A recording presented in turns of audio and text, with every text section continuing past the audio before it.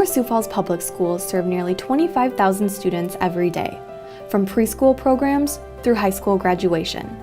Your schools are the cornerstones of neighborhoods, social, athletic, and fine art hubs of the community, and the engine for the future of workforce development and the leadership of our city. And our city is growing. Regularly ranked among the best places in the U.S. to live, work, and raise a family, Sioux Falls' population has continued to grow over the past several decades.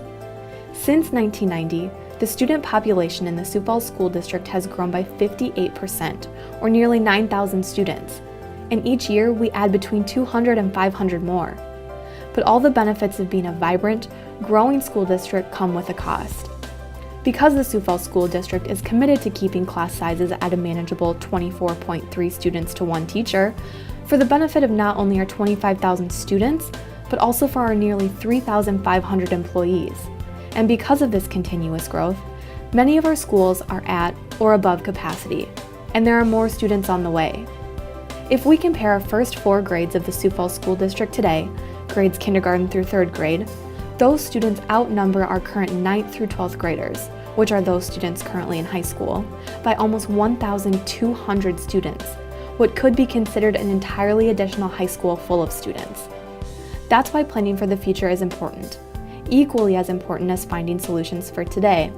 The district's 3 traditional high schools, Washington, Lincoln, and Roosevelt, are at or above the capacity for which they were built, as are 4 of our 5 middle schools, and 18 of our 22 elementary schools.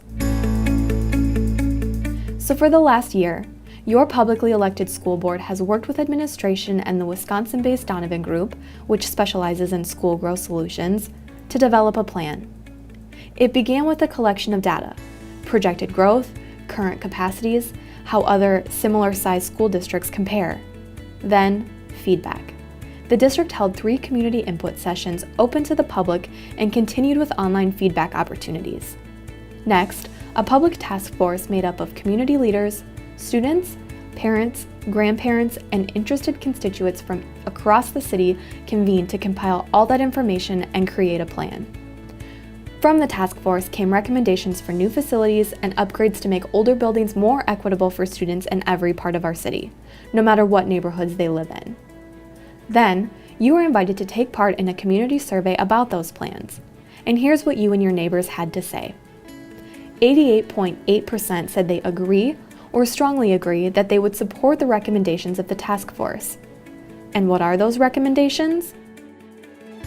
They include the addition of a new elementary school, a new middle school, and a new high school in different parts of the city, where continued growth is currently happening and is planned to occur in the future.